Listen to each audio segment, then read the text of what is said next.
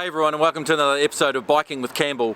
I'm just down here at Auckland City Honda, and I just want to give them a bit of a shout out. Just had my Africa Twin serviced and they were really kind. They've given me a bit of a discount, keep me safe, keep my bike reliable, and so yeah, just want to give a shout out to them. Thanks very much, Auckland City Honda.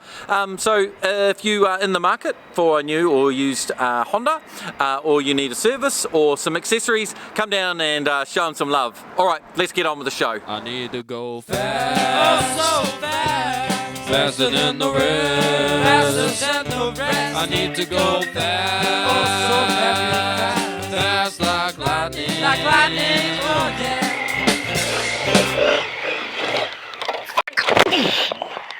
Hey everyone, and welcome to my first Q&A on Biking with Campbell. Today we're just going to look at some of the really common questions that I get asked either on Facebook or on my YouTube channel, and as well as that we are going to have a giveaway, so stay tuned right till the end if you're interested in maybe getting some luggage for free. Haldura Ferreria, I don't know how you say that. Anyway, says be careful with the Motoz tyres in the wet. Scare with every turn and braking. So I had a lot of comments like this on Facebook, and I've got one here that came on my tyre review of the EO7 Plus and the Anarchy Wild, when I was talking about potentially trying something different than the EO7 Plus, just to get a bit more mileage, maybe some better grip off-road, with the hope that I wouldn't sacrifice too much on the road. So I have purchased a Motoz Tractionator tyre.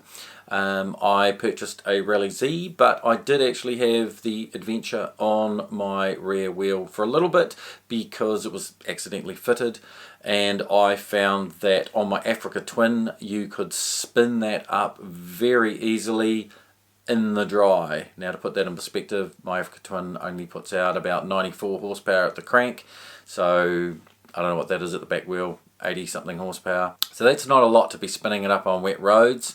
And then I had the Rally Z fitted a week later, and that's supposed to have a stickier rubber. It's very, if you look at the tread pattern, they're really similar. They look almost identical, but the Rally Z is a tiny bit more aggressively focused for off-road.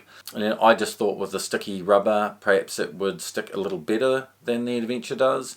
But yeah, it also spins up very aggressively on dry tar seal. Plus the knobs are not tied together quite as well, so you can feel it kind of like flex and twist and then break loose. Yeah, it is a bit nerve-wracking to think what that might be like in the wet if you can spin it up in the dry.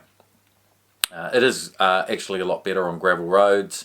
It could have been fractionally better in the dirt, but I didn't notice any significant improvement over the EO7 Plus. Anyway, that's enough. Let's get on to the next question.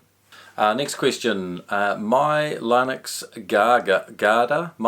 Garda says, you've briefly kind of touched on the differences between the RE Himalayan and the 450 CFMoto 450. Like from riding experience, they're quite different. Can you give more details on that? This was posted on my Royal Enfield review, and the differences on paper, these bikes look very similar.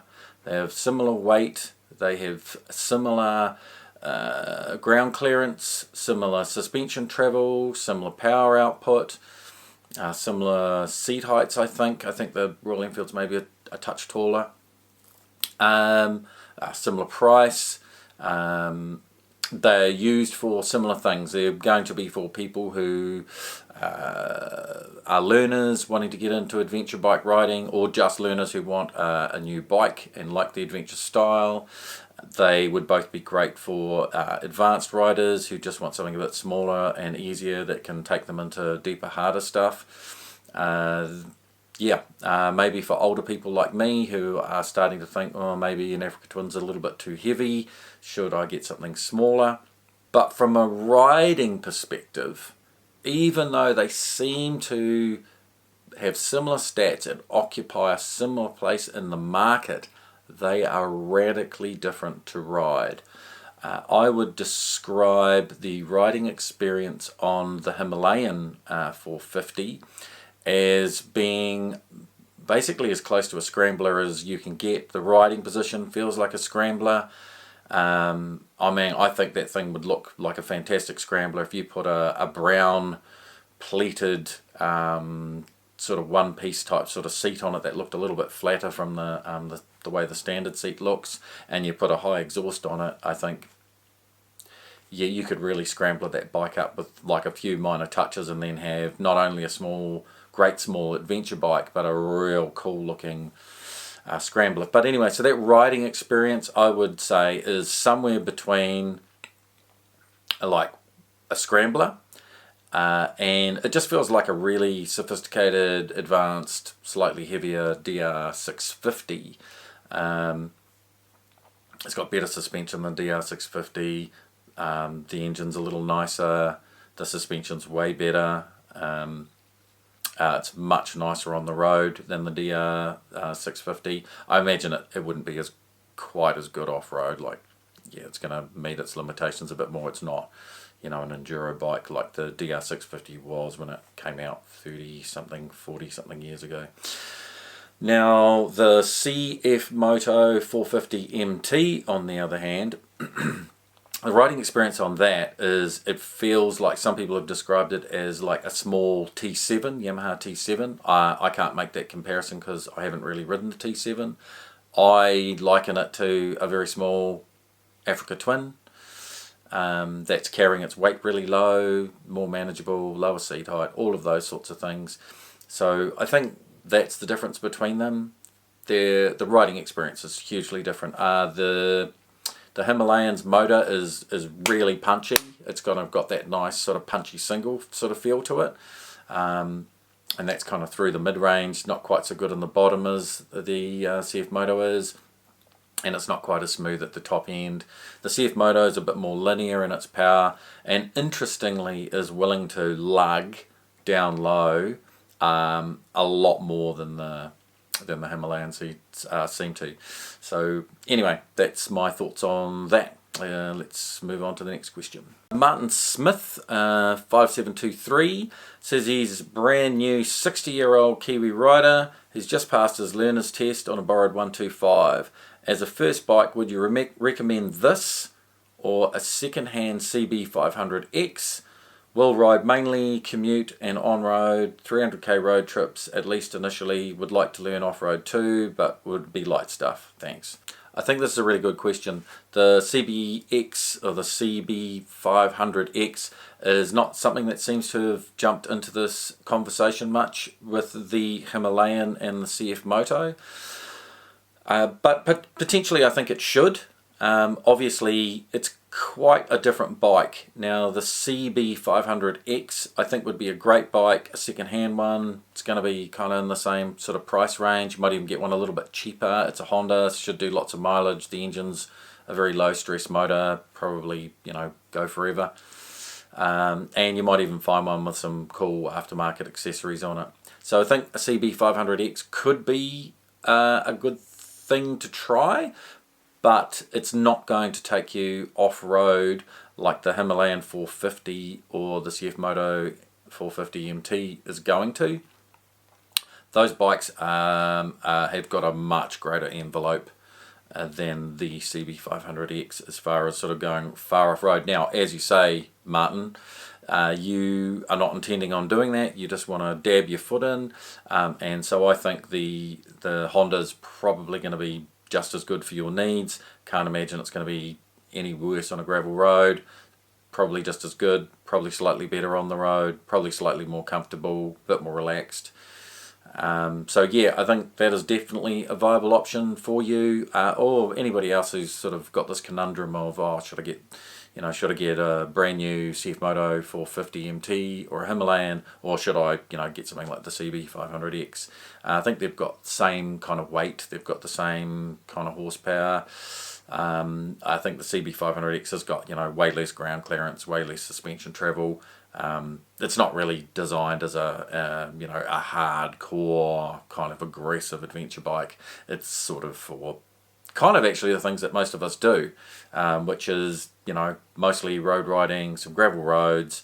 And I think the CB500X, if you're not going fast, you're going to be fine on some light four-wheel drive tracks. Even most of the stuff that you've seen me do, I reckon you could do on that CB500X.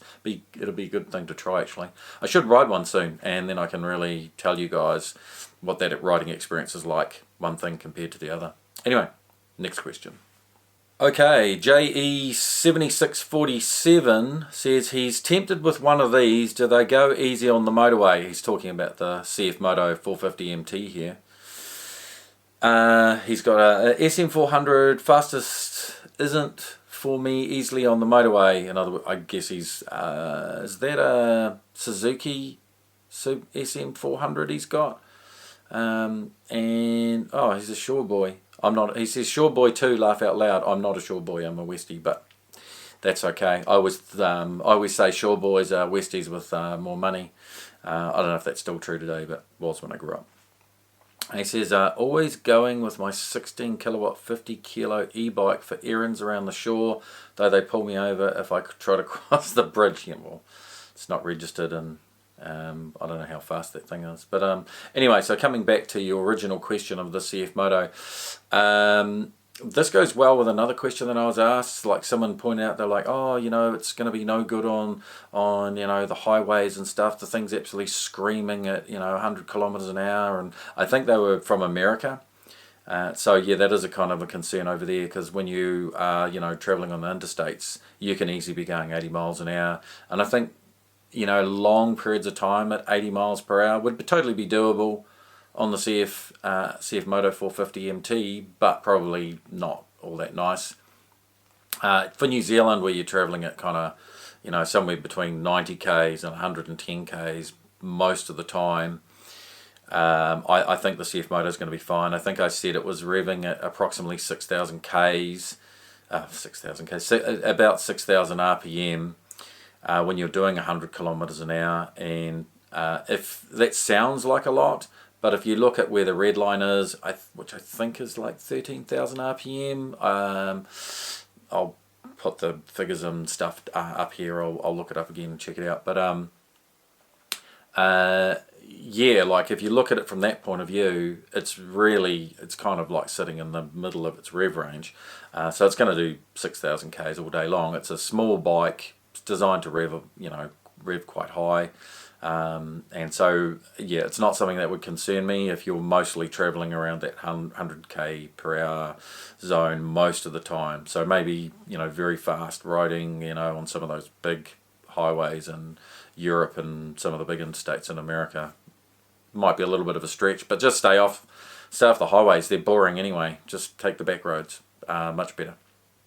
Ghostman9414, he says, you drove a Honda Africa Twin, I suppose it means I ride a Honda Africa Twin, and tested the MT450. Tell me, what's better for both road and off-road use? I'm looking for something lighter. What's my opinion? Greetings. I think if you're not in America and you're not riding, huge miles, lots of interstates, same with Europe, if you're not doing that, then I think unless you're a horsepower junkie like me, the CFMoto is going to be better everywhere. It's going to be better through tight traffic when you're commuting. If you're lane splitting, it's going to be it's going to use a lot less fuel on those long trips. It's going to make those long trips cheaper, which is going to obviously, that's going to mount up over time. Fuel costs are going nuts, so it's a much more fuel economical bike than my Africa Twin.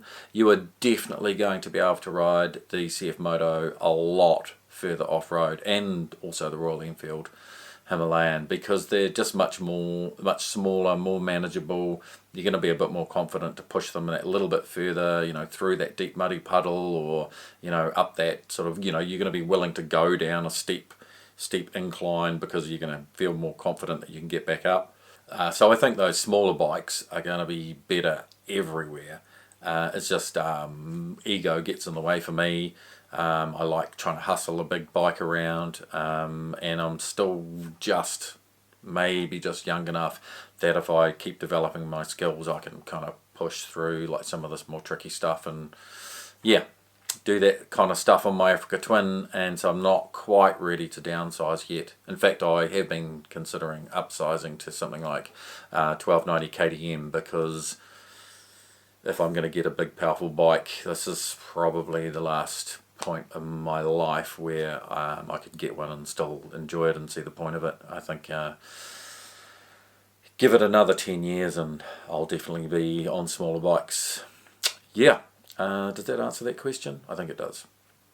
Dave Manlop 333 says, can I review the Triumph 400X?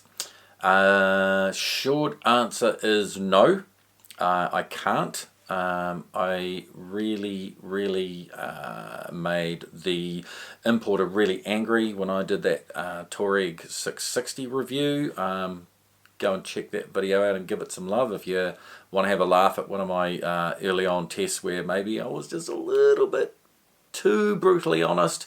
The first one I rode, it had some issues. It had a braking issue, which I don't know whether that was caused by needed a brake. The front brakes needed bleeding. Possibly had a suspect sensor on it somewhere, because it was also coughing and starting and stuttering when I was taking off really aggressively. So that could have been a dodgy sensor somewhere as well. You know, like might have been the traction control trying to kick in on dry tar seal where it shouldn't have been, spinning up, and same conditions when I was braking really hard. The ABS was kicking in, and I'm like, there's no way that you would ever be braking, locking up the front wheel. Anyway, so not to go on about that again, because it'd be good to put that in the past and forget about it and hopefully build a bridge with them at some point. But yeah, I think it's TSS Motorcycles do not like me at all. So that's a bit of a bummer, because I would really like to test the Triumph 400X. I think it'd be a great bike. I think it would be cool as like a small adventure bike. If you don't mind putting up with its shortcomings, it's got less ground clearance, less suspension travel, but I think it's good 19-inch front wheel, stuff like that. But you know, once again, for most of the stuff you're going to be doing, you'll be able to take it there. Is it an enduro bike? No, it's not. But check out what's his name? I think it's Postman Pat. He's got all these like small little bikes, and he does tours around Europe and stuff. And so he has like the Himalayan 450 and a CFMoto and a bunch of other things. You know, CRF 300 and all those like small kind of adventure bikes. And so he's ridden them all, and he can tell you. And he's got one of those Triumph 400Xs in his fleet, and yeah, they took that up to Iceland or in Scandinavia somewhere on one of the adventure rides, and he thought it was good. Rollstream says, great footage, man. And I think I got a bunch of these kind of comments over the last few videos, and that was when I upgraded to my Sony X3000, which ironically only used on one trip. I think it's 3 or 4 videos I got out of that, but yeah, one trip. That's a great little camera. It is really old, like as far as the design. I think they came out in 2016 or 2018, something like that, which is pretty old for a video camera these days. And it was an X-shelf demo sitting in one of the shops, and I ended up getting it for $200, so it was kind of a no-brainer at that point. But then when the Action 5 came out, or just before the Action 5 came out, I think I ended up buying an Action 4, and I've been doing that, so it could be in reference to that. People are really happy with the sound coming off my new camera, and I think even the sound, even though it's a bit sort of clippy and compressed on the Sony, so it's nice and clear on the Sony. I actually like you can hear a little bit more engine noise with the Sony camera, which I prefer. Yeah, but I've still got my Sony, and I might keep using it. Thanks everyone for watching, and as promised, it is time for the giveaway. Now, if you have watched my Givey Universal Saddle Base review, you will know what this piece of luggage is. If you haven't, you might want to check that out. But here it is. It is a universal Givey saddle base. I'm going to give it away if you want. You can have the bags that come with it. I've got some dry bags, just universal kind of dry bags that I got from a boating store. So you can have those. They're only worth about 35 bucks each, but they do the trick. Otherwise you can buy the proper ones for the luggage. Now, if you missed that review, don't forget that even though I only use this once, it does have a rip in it just up in here. I'm not sure if you can see that. Just there. It's still usable. It's got the other one there, and I'm sure you could get that fixed somehow. You could either attach the strap straight to the actual saddle itself, or possibly just repair this this tear and the stitching in that. Anyway, if you're interested in that, please email me. You'll find that in the on the channel page under the community section, and just look at the description of the channel, click on more, and then under that you'll see there's an email address, and you click on the email address icon, give you my personal email. Now I'm only going to give this away to people in New Zealand because I don't want to pay the postage for overseas, but I'm quite happy to post it to you if you're in New Zealand. If you're in Auckland, maybe come pick it up. And anyway, so kind of be a bit of a first in, first served. Someone did ask for them, and I responded and said he could have them, but he hasn't got back to me. So anyway, those are for free now, and once they're gone, I'll just put a comment in the description for this, and so yeah, just check that, see if I've still got them or whether they're gone or not. And anyway guys, as always, ride fast and take chances. Biking with Campbell. Bye. Okay, we'll see you later. You can go now. Thanks for coming. See you all later. Come back again, you all here. Cheers.